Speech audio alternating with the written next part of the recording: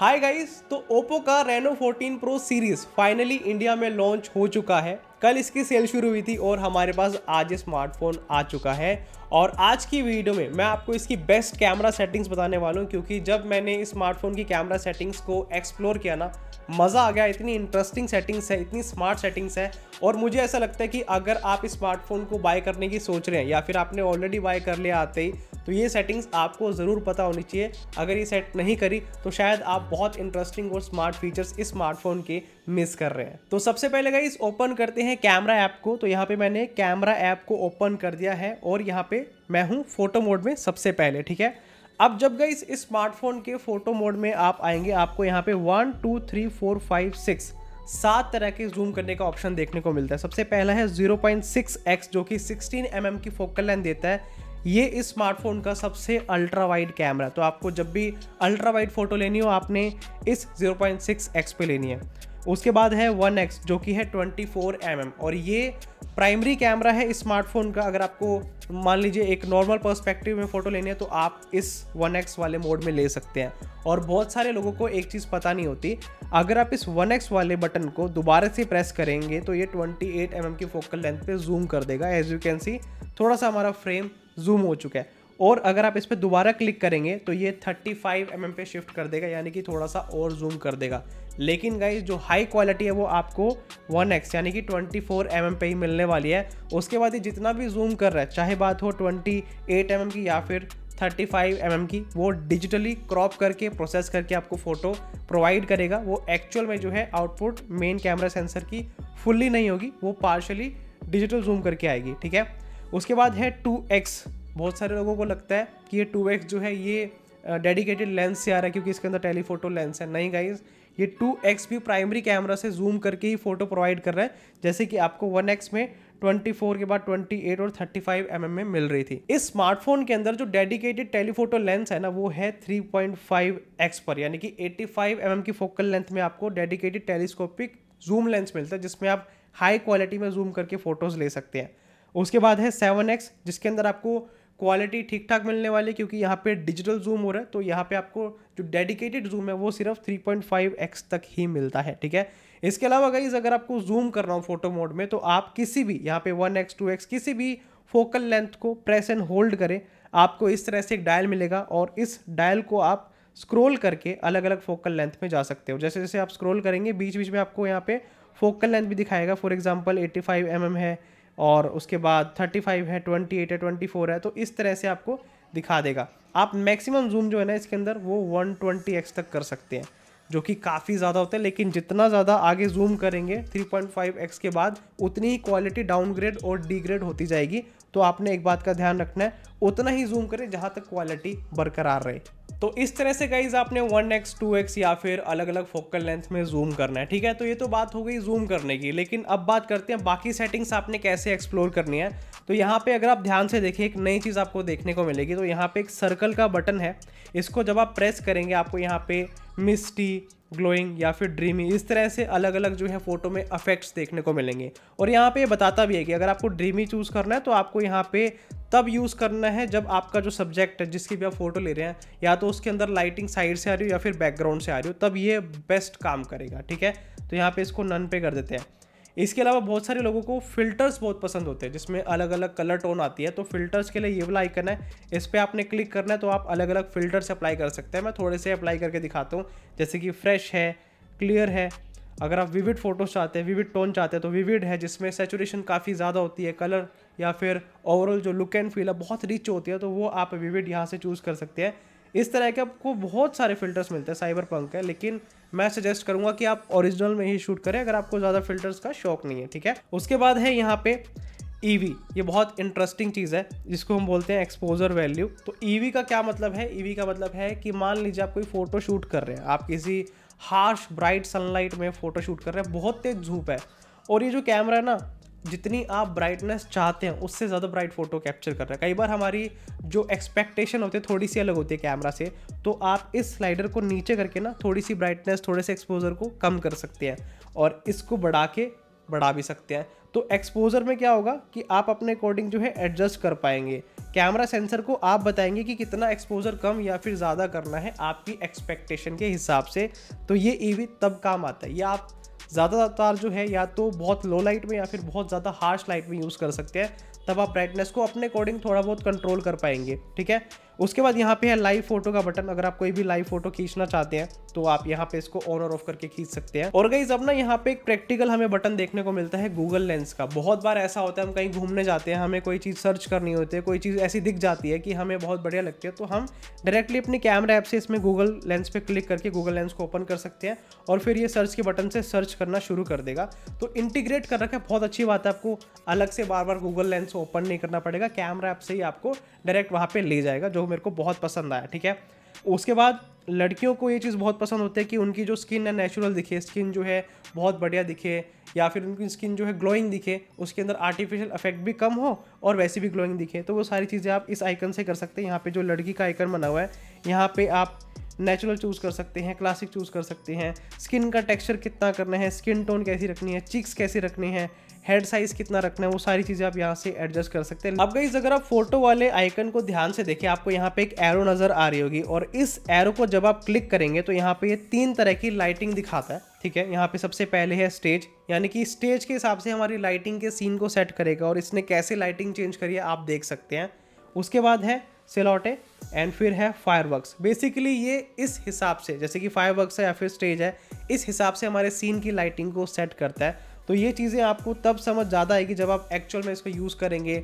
कोई portrait shoot कर रहे हैं, धूप में फोटो खींच रहे हैं, तो किस तरह से शेडोज़, हाईलाइट, कॉन्ट्रास्ट, सारी चीज़ों को ये सीन के हिसाब से जो इसके अंदर प्रीसेट के सीन है इनके हिसाब से सेट कर रहे हैं, वो आपको तब ज़्यादा समझ आएगा। ठीक है, अब वीडियो मोड में सबसे बड़ा अपग्रेड ये है कि आप सारी फोकल लेंथ में, चाहे बात हो अल्ट्रा वाइड की, चाहे बात हो टेलीफोटो की, सब में आप 4K मोड 60 फ्रेम पर सेकंड की स्पीड पर जो है शूट कर सकते हैं। अब एक्चुअल में 4K 60 की क्वालिटी कैसी है वो हमारी टेस्टिंग वीडियो जब इस स्मार्टफोन के कैमरा की आएगी उसमें आप देख पाएंगे। तो याद से चैनल को सब्सक्राइब जरूर कर लें, क्योंकि कुछ ही दिनों में इसकी टेस्टिंग वीडियो हम लेके आने वाले हैं। कल से इसकी टेस्टिंग भी शुरू हो जाएगी। ठीक है, तो वो जो है आपको तब पता लगेगा। लेकिन अभी बात कर लेते हैं रेजोल्यूशन की। तो यहाँ पे वीडियो में आप चाहे 1x में जाए, 2x में जाए, 3.5x में जाए, सब में आपको यहाँ पे 4K 60 का ऑप्शन देखने को मिलता है। इसके अलावा 4K 30 में शूट कर सकते हैं और 1080p में, मतलब 1080p में 30 और 60 में शूट कर सकते हैं और 720 में भी सेम इस तरह से आप 30 FPS तक शूट कर सकते हैं। लेकिन मैक्सिमम 4K 60 का यहाँ पे हमें सपोर्ट देखने को मिलता है। ठीक है, उसके बाद बात करते हैं यहाँ पे अलग अलग मोड्स की। तो सबसे पहले मैं यहाँ पे बताना चाहूँगा HDR मोड की, जिसको हम बोलते हैं हाई डायनेमिक रेंज, और ये बहुत इंपॉर्टेंट मोड है जिसका आपको डेडिकेटेड यहाँ पे बटन देखने को मिलता है। तो मान लीजिए गाइस आप एक ऐसी जगह पे वीडियो बना रहे हैं जहाँ पे सनलाइट बहुत तेज है और वहाँ पे हार्श शेडो भी है। फॉर एग्जाम्पल आप कहीं पिकनिक पे गए, कहीं घूमने गए जहाँ पे लाइट बहुत तेज आ रही है सन की जो है, लेकिन बैकग्राउंड में कोई शेडो वाला एरिया भी है, या फिर एक ही सीन के अंदर ब्राइट एरिया भी है, डार्क एरिया भी है। मान लीजिए आपके बैकग्राउंड में पेड़ है बहुत बड़ा और पेड़ की छांव आ रही है, तो वहाँ पे बहुत सारी शेडो है। तो इस तरह से किसी भी एरिया में आप वीडियो बनाते हैं, वहाँ पे डायनेमिक रेंज ना कैमरा के लिए सेट करना बहुत चैलेंजिंग होता है। तो उस सिचुएशन में आपने इस HDR वाले बटन को ऑन करना है। अब HDR के ठीक साथ में है स्टेबलाइजेशन का आइकन, जिसको आप इस तरह से प्रेस करके ultra steady stabilization mode on कर सकते हैं। तो अगर आपका हाथ ज़्यादा हिलता है या फिर आप कोई ऐसी वीडियो बना रहे हैं जिसके अंदर जो है जिटर ज़्यादा हो सकती है, ज़्यादा शेक हो सकता है आपका हाथ, तब आपने इस मोड को ऑन करना है। लेकिन गाइस एक बात का ध्यान रखें, जब आप इस मोड को ऑन करेंगे ना तो ये सीन को क्रॉप करता है, आपकी वीडियो को क्रॉप करेगा, तो क्वालिटी डिग्रेड होगी, क्योंकि यहाँ पे जो स्टेबलाइजेशन है वो डिजिटली ये कर रहा है। वैसे इसके अंदर ऑप्टिकल इमेज स्टेबलाइजेशन भी है जो थोड़ी बहुत स्टेबलाइजेशन करके देगा, लेकिन आपको अगर एडवांस चाहिए तब आप इसको जो है यहाँ से चूज़ कर सकते हैं। उसके बाद सेम जस्ट लाइक फोटो आपको वीडियो में भी ईवी का मोड देखने को मिलता है, जिसमें आप एक्सपोजर की सेटिंग को कम या फिर ज़्यादा कर सकते हैं। लेकिन गाइस यहाँ पे मेरे को एक अच्छी बात ये लगी, अगर आप मान लीजिए कोई भी वीडियो शूट कर रहे हैं, ठीक है, मैं यहाँ पे सबसे पहले एक्सपोजर को वापस से 0 कर देता हूँ, ठीक है, जिसमें सेट था। ठीक है, अब इसमें बढ़िया बात मेरे को ये लगी, मान लीजिए आप कोई भी वीडियो बना रहे हैं, मैं यहाँ से वीडियो शूट करता हूँ, ठीक है, तो वीडियो शूट करते वक्त आप पोज भी कर सकते हैं। अगर आपको लगता है कोई ऐसी कोई दिक्कत होगी, आप कोई कंटेंट क्रिएट कर रहे हैं, आपको लगता है कि मेरे को दोबारा रीटेक देना है या फिर कोई लाइन बीच में छूट गई वो ऐड करनी है, तो आप यहाँ पे पोज करके वापस से रिज्यूम कर सकते हैं। तो ये फ्लेक्सिबिलिटी आपको मिलती है और आप रिकॉर्डिंग के टाइम पे 1x, 2x, 3.5x continuously zoom कर सकते हैं, तो आपको यहाँ पे कोई भी लिमिटेशन नहीं देखने को मिलती। तो इस तरह से आप इसमें वीडियो शूट कर पाएंगे। और जस्ट सेम लाइक फ़ोटोज़ आपको वीडियो में भी इस तरह से अलग अलग फ़िल्टर्स मिलते हैं। बट यहाँ पे लिमिटेशन इसने दिखाई है कि अगर मेरे को फ़िल्टर्स को यूज़ करने हैं, मेरे को फुल HD 30 FPS पे शूट करना पड़ेगा। तो अगर आप 4K 60 में शूट करेंगे ना, तो आपको ये फ़िल्टर नहीं यूज़ करने देगा, आपको फुल HD 30 में ही शूट करना पड़ेगा, जो कि काफ़ी डाउनग्रेड हो जाती है क्वालिटी। इसलिए मैं आपको सजेस्ट करूँगा कि आप ओरिजिनल में ही शूट करें, ताकि 4K 60 की क्वालिटी आपके पास आए। बाकी गाइस, अगर आप स्किन को रीटच करना चाहते हैं तो यहाँ पे रीटच का ऑप्शन है, जिसमें 0 से लेके 100 तक आपको इंटेंसिटी ये प्रोवाइड करता है। लेकिन गाइस, सेम फिल्टर की तरह इसके अंदर हम फुल HD 30 FPS में शूट कर सकते हैं, जो कि काफ़ी बड़ा डाउनग्रेड है। तो हम इसको भी अवॉइड करेंगे, इसको आप ना यूज़ करें तो ज़्यादा बेटर है, अनटिल और अनलेस आपके लिए वो चीज़ बहुत इंपॉर्टेंट है। अब गाइस, बाकी चीज़ों की बात कर लेते हैं यहाँ पे। तो ये है फ्लैश, इस तरह से फ्लैश ऑन कर सकते हैं, ऑलवेज ऑन या फिर ऑफ। यहाँ पे फ्लैश का आपको बटन दे रखा है, और वीडियो में भी आपको इस तरह से आइकन दे रखा है ऊपर की तरफ एरो का, जहाँ पे आप क्लिक करेंगे तो स्मार्ट सीन आप चूज़ कर सकते हैं, जिसमें स्टेज और फायरवर्क, इसमें 2 ही हैं, 3 नहीं है। तो यहाँ पे आपको ये 2 मोड मिलने वाले हैं, जो कि मेरे को नई चीज़ वीडियो और फोटो में देखने को मिली। अभी एक्चुअल में कितना हेल्पफुल है वो टेस्टिंग वीडियो में इसका बाद में देखेंगे कैसा काम करता है, ठीक है। उसके बाद बात कर लेते हैं बाकी मोड्स की। तो ये है प्रो मोड। अगर आपको मैनुअली फोटोग्राफी करनी है, आपको सेटिंग्स सारी एडजस्ट करनी है, शटर स्पीड, ISO, अपर्चर, वो सारी चीज़ें आप यहाँ से एडजस्ट कर सकते हैं। और मैं सोच रहा हूँ प्रो मोड पे कभी वीडियो बनाऊँ, आपको सिखाऊँ किस तरह से प्रो मोड काम करता है। अगर आपको उसके ऊपर वीडियो चाहिए हो, कमेंट में ज़रूर बताना, क्योंकि मैं प्रो मोड बहुत यूज़ करता हूँ, ठीक है। तो प्रो मोड काफ़ी काम आता है फोटोग्राफी में, ठीक है। अब प्रो मोड के बाद आगे की मोड्स की बात करते हैं। तो यहाँ पे है पोर्ट्रेट मोड, और पोर्ट्रेट मोड में हमें 3 फोकल लेंथ मिलने वाली है। एक है 24 mm, और उसके बाद मैं अगर 1x को दोबारा क्लिक करता हूँ तो ये 1.4x पे जूम कर देता है, और हमें फोकल लेंथ प्रोवाइड करता है 24 mm और 35 mm की। फिर है 2x 48 mm, फिर है 3.5 85 mm की फोकल लेंथ। तो इस तरह से आपको 3 फोकल लेंथ मिलने वाली है। और अच्छी बात यह है कि इसके अंदर भी आपको एक्सपोजर एडजस्ट करने का ऑप्शन देखने को मिलता है। तो यहाँ पे ओप्पो ब्रांड ने बहुत अच्छी चीज़ रखी है कि हम एक्सपोजर को खुद से एडजस्ट करें सारे ही मोड्स में, ठीक है। यहाँ पे फ्लैश दे रखी है, और फ्लैश की अच्छी बात यह है कि ऑलवेज ऑन है। बहुत सारे स्मार्टफोन में ऐसा होता है, जब हम फोटो खींचते हैं तब फ्लैश ऑन हो रही होती है, लेकिन इसके अंदर ऐसा नहीं है, जिसकी वजह से आप लाइटिंग पहले ही देख पाते हैं कि फ़ोटो खींचने से पहले आपको पता लग जाएगा कि आपने फ्लैश ऑन करे तो उसका इम्पैक्ट कितना आ रहा है। तो ये मेरे को बहुत इंटरेस्टिंग चीज़ लगी, और बढ़िया एक प्रैक्टिकल इन्होंने चीज़ दिया है। उसके बाद यहाँ पे सेम हमें फोटो वाले मोड की तरह मिस्टी, ग्लोइंग और ड्रीमी इफेक्ट देखने को मिलता है। इसको आपने जो है ज़्यादा चूज़ ना करें तो ज़्यादा बेटर है, क्योंकि एक्चुअल में जो डिटेल्स होते हैं वो कम भी हो जाते हैं इन फिल्टर्स की वजह से। बाकी फ़िल्टर्स की बात करें तो यहाँ पे फ्रेश है, एमरल्ड है, सेम जो फिल्टर्स फोटो मोड में थे आपको पोर्ट्रेट में भी मिलने वाले हैं। उसके बाद सेम, इसको पहले मैं ऑफ कर देता हूँ, ठीक है। अब चलते हैं मोर की तरफ। तो मोर में आपको बहुत सारी सेटिंग्स मिलती है, एक बार इसके ऊपर भी नज़र मार लेते हैं। सबसे पहले है हाई रेजोल्यूशन, जो कि काफ़ी सारे लोगों को बताना बहुत ज़्यादा ज़रूरी है। तो ओप्पो रेनो 14 प्रो के अंदर जो ट्रिपल कैमरा सेटअप है सभी 50 मेगापिक्सल का है ना। लेकिन गाइस, जब आप उसको डिफ़ॉल्ट मोड में यूज़ करते हैं, इस मोड में यूज़ करते हैं, तो वो 50 मेगापिक्सल में शूट नहीं कर रहा होता, वो कम में कर रहा होता है। पिक्सल बाइंडिंग उस टाइम पे हो रही होती है। अगर आप चाहते हैं पूरे 50 मेगापिक्सल की आउटपुट आए, आपने यहाँ पे जाना है, यहाँ पे मोर में जाना है। मोर में जाके आपने हाई रेजोल्यूशन पे सिलेक्ट करना है। अब क्या हो रहा है, यहाँ पे 3 फोकल लेंथ दिखा रहा है, 0.6x, 1x और 3.5x। अब ऐसा इसलिए क्योंकि जो इसके अंदर पीछे की तरफ 3 लेंस लगे हुए हैं, वहाँ से डायरेक्ट 50 मेगापिक्सल की आउटपुट आप इस हाई रेजोल्यूशन वाले मोड में ले रहे हैं। इसलिए गाइस, इसके अलावा जितने भी आपको जो फोकल लेंथ दिखा रहा है, वो जो मैंने आपको स्टार्टिंग में भी बताया था, वो सब जो है डिजिटल जूम है, तो आप वहाँ से हाई क्वालिटी फ़ोटोज़ नहीं ले सकते। तो इस तरह से मोर में जाके आप यूज़ कर सकते हैं, ठीक है, हाई रेजोल्यूशन वाले मोड को। उसके बाद ड्यूल व्यू वीडियो मोड है, बहुत इंटरेस्टिंग मोड है। आप देख सकते हैं यहाँ पे एक तरफ इसने जो मैंने बैकग्राउंड में अपना सब्जेक्ट रखा है वो दिखाया है, और एक तरफ मेरी वीडियो दिखा रहा है, हेलो। तो अगर मेरे को कोई भी प्रोडक्ट दिखाना है तो मैं यहाँ से दिखा सकता हूँ। इस तरह से ये करता है काम। और यहाँ पे बात कर लेते हैं एक बार रेजोल्यूशन की। तो रेजोल्यूशन यहाँ पे दिखाई नहीं दे रहा। आई होप ये 4K 60 या फिर एटलीस्ट फुल HD में तो शूट करता ही होगा। और इस तरह से आप यहाँ पे लेआउट भी चेंज कर सकते हैं। फॉर एग्जांपल बबल कर सकते हैं अपने आप को, बबल में अगर आप अपने आप को दिखाना चाहते हैं, और इस तरह से आप दिखाना चाहें तो आप दिखा सकते हैं। बहुत काम की चीज़ है, स्पेशली अगर आप प्रोडक्ट रिव्यू करते हैं तो आपको वहाँ पे बहुत हेल्प कर सकते हैं, ठीक है। तो यहाँ से अब निकलते हैं और अगली सेटिंग्स की तरफ जाते हैं। ओके, अब मोर में चलते हैं और मोर में और सेटिंग्स देखते हैं क्या क्या है। तो यहाँ पे एक स्टिकर वाला मोड है, बहुत काम का है, ये बहुत इंटरेस्टिंग मोड है। यहाँ पे मैं आपको दिखाता हूँ। फॉर एग्जाम्पल मैं अपना फ्रंट कैमरा कर लेता हूँ। अब आप देख सकते हैं कि मेरे फेस पर ये जो है एक पगड़ी सी आ रही है। तो स्टिकर वाले मोड में बहुत आपके जो स्पेशली बच्चे हैं बहुत खुश हो सकते हैं। यहाँ पे आप स्टिकर वाले पे जाएंगे तो आप अलग अलग स्टिकर्स चूज़ कर सकते हैं। फॉर एग्जांपल ये हो गया, या फिर अगर आप कोई इमोजी चूज़ करना चाहते हैं अपने फेस पर, वो आप चूज़ कर सकते हैं। फॉर एग्जांपल मैं यहाँ पे ये वाला कर लेता हूँ। अब देखो जैसे जैसे मेरे एक्सप्रेशन है, अगर मैं मुंह खोलता हूँ तो इसका भी मुंह खुलता है। तो बेसिकली आप इस तरह से फन कर सकते हैं। ये आपके घर में अगर छोटे छोटे बच्चे हैं उनको ये बहुत पसंद आएगा, तब आपको स्टिकर वाला मोड जो है बहुत हेल्प कर सकता है। या फिर आप वैसे अपनी फ़न फोटोज़ लेना चाहते हैं तब आप कर सकते हैं। उसके बाद ये है पैनोरामा शॉट। पैनोरामा फ़ोटोज़ लेने के लिए आपको पता ही होगा, वाइड एंगल शॉट्स बहुत लेने हैं तो आप तब इसको यूज़ कर सकते हैं।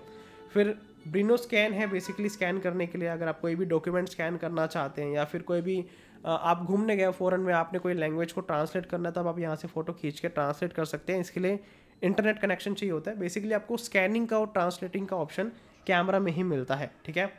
उसके बाद टाइम लैप्स है, नाइट मोड है, स्लो मोशन है, अंडर वाटर है। ये तो एक जेनरिक मोड आपको पता ही है इनमें कैसे शूट करते हैं। फॉर एग्जांपल नाइट मोड है, just like same normal mode night mode काम करता है, लेकिन इसके अंदर जो प्रोसेसिंग है थोड़ी अलग हो जाती है।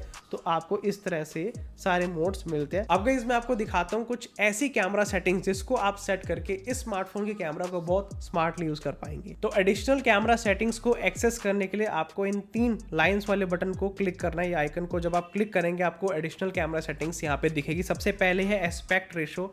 तो 4:3 में आपने हर फोटो को खींचना है। ऐसा इसलिए जब आप 1:1 में शूट करते हैं, फॉर एग्जांपल ये 1:1 है, ठीक है, या फिर आप कोई और अदर जो है एस्पेक्ट रेशो लेते हैं, फॉर एग्जांपल 16:9 इस तरह से, या फिर आप फुल लेते हैं, पूरी फोटो आपको फुल में दिखती है, तब हम खुश तो ज़रूर होते हैं कि यार वाह अलग एस्पेक्ट रेशो आ रही है। लेकिन गाइज वो एक्चुअल में हमारे को क्रॉप करके दे रहा होता है, यानी कि जो इस स्मार्टफोन में कैमरा सेंसर है वो एक्चुअल फोटो 4:3 रेशो में ही लेता है, क्योंकि उसका सेंसर जो है उसी रेशो का होता है। लेकिन गाइज जब आप कोई और एस्पेक्ट रेशो चूज़ करते हैं तो वो क्रॉप करके आपको उस एस्पेक्ट रेशो में फोटो को फिट करके आपको दे देता है। इसलिए आपको गाइज यहाँ पे एस्पेक्ट रेशो 4:3 चूज़ करनी है। उसके बाद यहाँ पे टाइमर है 3 सेकंड का, 10 सेकंड का, अगर आप टाइमर ऑन करना चाहते हैं।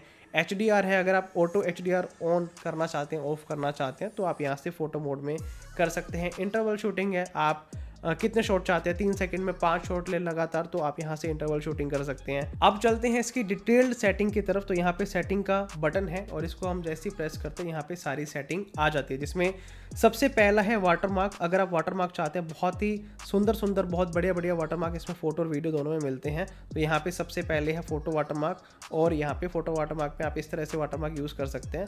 और यहाँ पे अलग अलग आप स्टाइल भी चूज़ कर सकते हैं। बहुत सारे लोगों को आजकल पसंद होता है कि वाटरमार्क आए, दिखे कौन से फ़ोन से हम फोटो ले रहे हैं, तब आप इसको यूज़ कर सकते हैं। फिर वीडियो में भी आप वाटरमार्क यूज़ कर सकते हैं, यहाँ से आप इसको ऑन कर सकते हैं और आप इस तरह से वीडियो में कोई भी वीडियो बनाएंगे, नीचे की तरफ ये वाटरमार्क आएगा और आप यहाँ पे अलग अलग कैमरास को, टेक्स्ट को, उनके लेआउट को चेंज कर सकते हैं और आप अप्लाई कर सकते हैं।